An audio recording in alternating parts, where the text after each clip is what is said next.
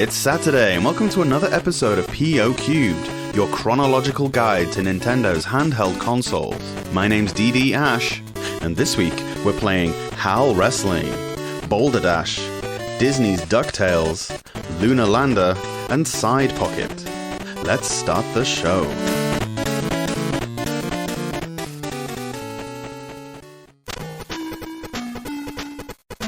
HAL Wrestling DMG-PR, developed by Human Entertainment and published by Human Entertainment in Japan and HAL Laboratory in North America.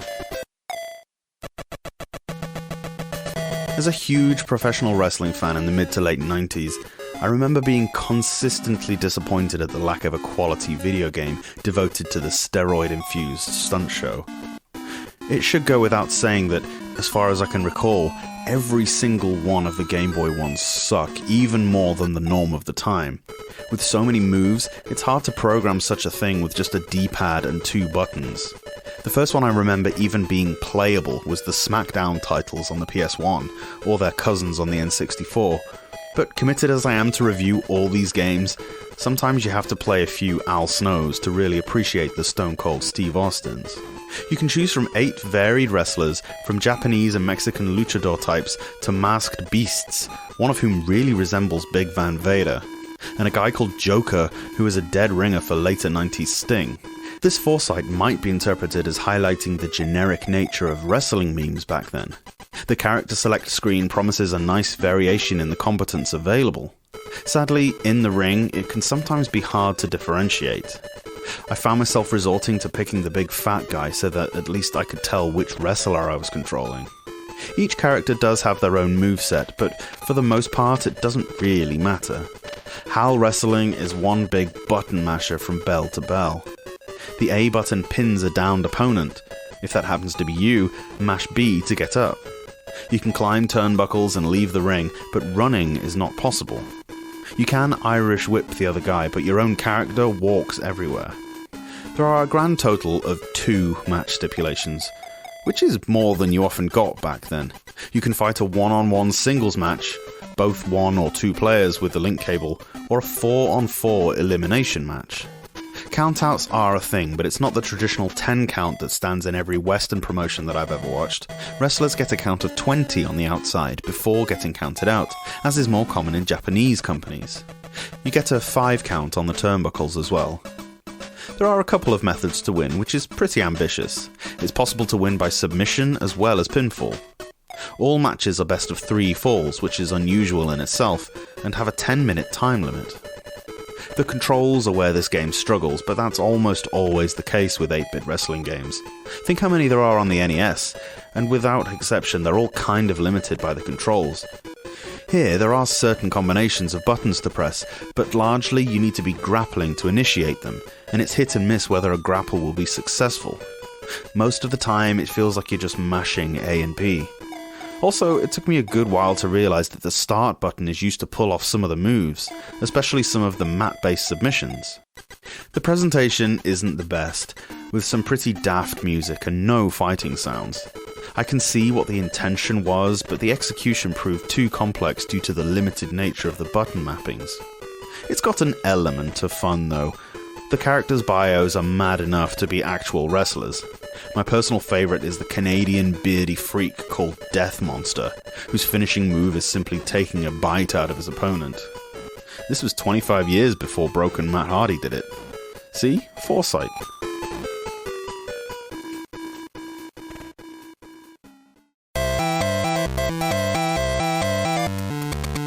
Boulder Dash DMG-BDA, developed by Beam Software and published by Victor Interactive Studio in Japan and Nintendo in Europe. Yet another classic game from the mid-80s that found its way onto pretty much everything was First Star Software's Boulder Dash. While the Game Boy version was not directly programmed by those guys, in fact the original creator Peter Liepa was not mentioned anywhere in game or manual. A pretty bum move, but hey. It's a pretty accurate and thoroughly enjoyable version of a great puzzle game. The idea is that you're this excavator guy called Rockford who's on the hunt for massive shiny human-sized diamonds. You have to dig out caves and underneath boulders and other obstacles in order to get to these prizes. Each level has a predetermined amount to collect, after which you need to make it to the safe zone before the timer runs out. There are enemies in some levels, but the biggest danger to you are these boulders that you yourself cause to fall. The guy is not a smart treasure hunter by any means, as he's clearly never heard of a tunnel brace. Quite often lots of boulders can cascade down just by removing a small area of dirt, so you need to be careful and look around before making moves. Later on there are some pretty tricky levels where you need to carve your way through to a cavern containing diamonds, but in doing so you release an enemy that chases you. It's necessary here to block their path with a boulder or diamond by undercutting it and letting it fall behind you. Sometimes you may also notice that there are no diamonds immediately visible. What you usually have to do here is manipulate the boulders to drop onto some enemy somewhere. These will then die, leaving behind gems for you to collect. There are plenty of ways to do this, and you never need to collect all the gems of a level, so you can beat this game really any way you want to. There are 4 different worlds to choose from, each of which have different themes, enemies, and dangers. Some of the graphical choices are weird. Sometimes instead of boulders you have these primitive looking huts that were built on top of diamonds, and when you undercut them they all plummet to the ground. Sometimes it's these jellyfish and amoebas that fall on you. The graphics themselves are actually really good, although because they're quite large you have the obvious disadvantage of not being able to see very far. This was dealt with excellently though, as by pressing select you can zoom out, which allows you to see more of the level, allowing you to plan out where you're heading. This is very necessary once all the jewels have been collected, as that escape tile can be anywhere and it's pretty easy to get yourself stuck in this game. In fact, the zoomed out view isn't just a map, you can actually play the game like that, which I found myself doing more often than not, as some of these stages are pretty big. This is the sort of thing that really works on the Game Boy, and any problems with the prohibitive screen size were well anticipated and sorted out. Boulder Dash is always a fun game, and the Game Boy version is a great representation of it. Very enjoyable indeed.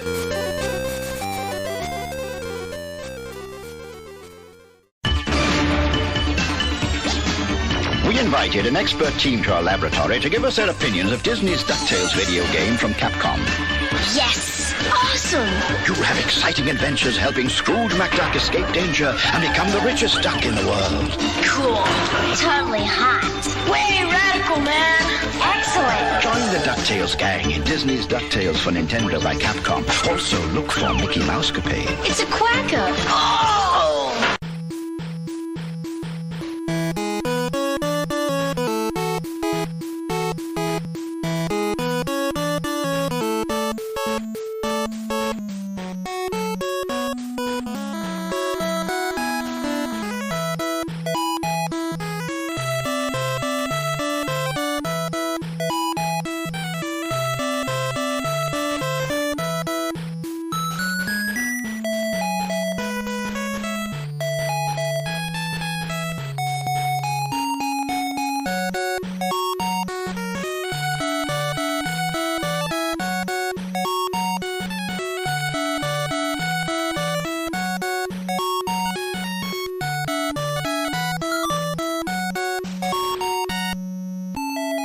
Disney's DuckTales DMG-DT, developed and published by Capcom. Oh, those notes, those glorious opening notes. They still give me nostalgic chills. I dare you not to sing it. So many hours of my and millions of other people's childhoods were played out to DuckTales. I don't usually start reviews by talking about the music, but such as it is, the soundtrack to the NES version of this game is definitely my favourite on the whole system. I distinctly remember standing still on the moon level and letting that tune play until the timer ran out, and I'm delighted to report that the Game Boy version is just as good. Alright, there are fewer channels to play with, so often the music gets cut in favour of a sound effect, but use headphones and get Scrooge to stand still for a bit just to see how good the Game Boy can sound. Wonderful. The game is, of course, based off the TV series by the same name, and you control Scrooge McDuck over 5 vastly different landscapes in search of awesome wealth to add to his massive pile. Capitalism, man. The levels are basically the same as the NES, with slightly different layouts, and are done well. Sometimes you jump around or smash statues to get other treasures or food. You have 3 hearts on your health bar and can extend it to 4 by collecting a star. Ice cream replenishes 1 heart and cake fills the whole lot. Each level has non-linear elements with plenty of secrets, leaving plenty of room for replayability. The controls can't be faulted. A makes you jump, and holding B next to a boulder makes Scrooge use his cane as a golf club, propelling it off diagonally. This can be used to kill certain enemies too. Jumping and then holding B and down allows Scrooge to do his pogo jump, which gets you to higher places as well as damages anything you can land on, objects and enemies. You can also cross spikes and other dangers like this. Make sure you keep B held down though, else you'll get damaged. The animation is absolutely Disney. It's top notch. Graphically, it's right up there by this point. So much attention to detail was put into the movements of all the characters, right down to Scrooge's hat dropping down a frame after he himself crouches. One criticism I could potentially level at the game is it's maybe slightly too easy. There are 3 difficulty modes, but I don't notice a great difference. But then, DuckTales was clearly marketed for younger players as well, and there's nothing wrong with having a nice breeze-through kind of game once in a while. It's still a very entertaining title with plenty of variation right the way through it. The bosses are fun to fight, but there's no save or password, so you'll have to play through in one sitting. Hey, you're not going to want to put this down anyway.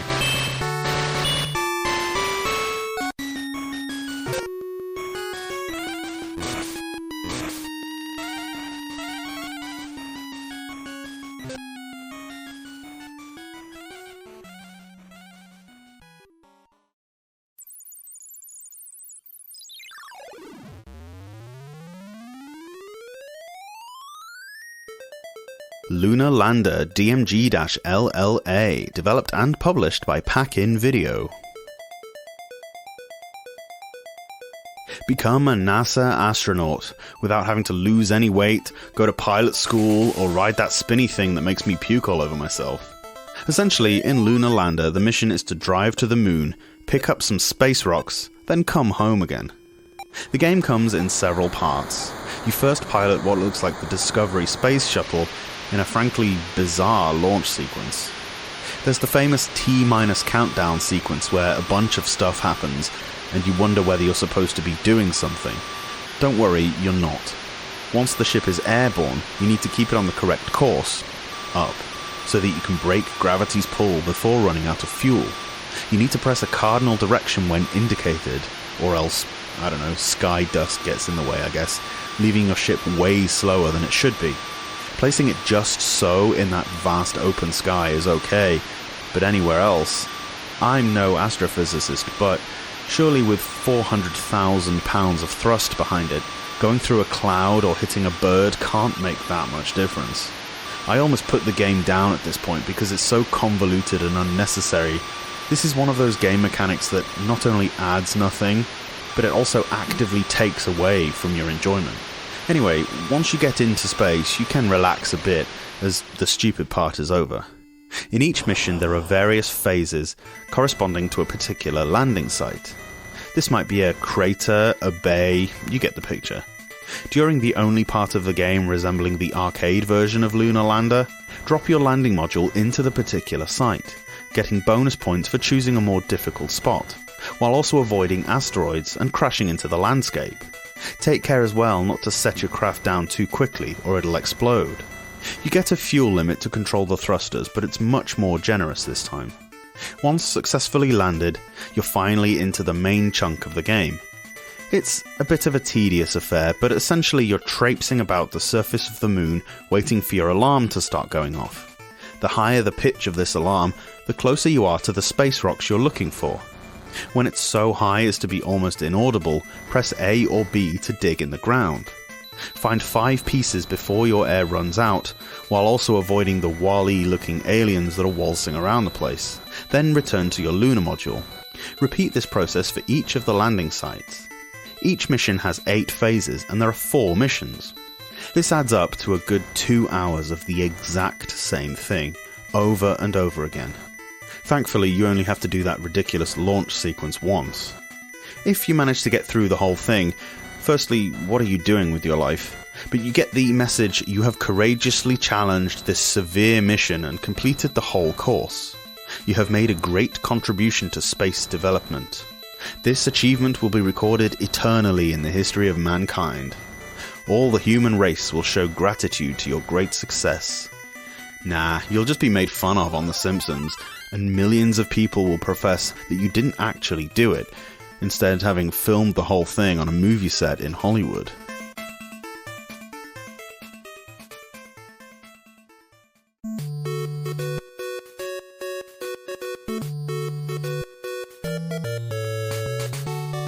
Side Pocket DMG-SW, developed and published by Data East. Data East of Shadowrun and Windjammers fame, as well as a veritable smorgasbord of arcade classics, were a reputable development company that you're sure to have heard of. Side Pocket goes to show that even the best studios have off days once in a while. It's a top-down pool game that is kind of frustrating to play. An early strange omission you'll notice is that there's no opponent. Pool, by definition, is a two-player competition. You can play a friend using a link cable, but not on the same system. For a turn-based game, that's a real shame. There are a couple of single-player modes to choose from. 9-ball mode is the standard US-style 9-ball pool, i.e. not the one with 2 colours and a black like UK people probably know. This is the one with numbered balls. You have to get the balls in the pockets in order. Obviously, we come to the second problem here. In 9-ball pool, the balls are coloured. Well, it's kinda hard to do that on a black and white screen, like the famous Ted Lowe line, for those of you watching on a black and white TV, the pink ball is next to the green. So when you're aiming your shots, the balls are replaced by numbers. Figure out which ball you're aiming for, then press B to switch to see the balls properly. It's not ideal, but with the monochrome limitation it works, and doesn't hold you back that much. What does hold you back, however, is the third problem. The biggest issue with Side Pocket is the distinct lack of regard for any attention to physics. It feels like the balls are made of sponge or something. The energy isn't transferred on contact as you'd expect. Getting a decent break-off is also impossible. I've been quite meticulous here and save-stated a break, changing the parameters ever so slightly, and every break I've done sucks. The balls just don't react how you'd imagine. The game also suffers from a real lack of accuracy. It doesn't need to be flawless, it's never going to be an accurate simulation of pool, but this is ridiculous. You can put a load of time and effort lining the shot up, only for it to go nowhere near where it should. There's also a pocket mode, whereby you have a limited number of shots to clear the table. Once in a while, a star will appear in one of the pockets. Hit a ball in there, and you get more shots. The music is cool, but other than that, there's little redeeming quality here. Don't get Side Pocket, it's average at best. Get yourself a Game Boy Color and a copy of Pro Pool or 3D Pocket Pool. They both get everything right that this one gets wrong.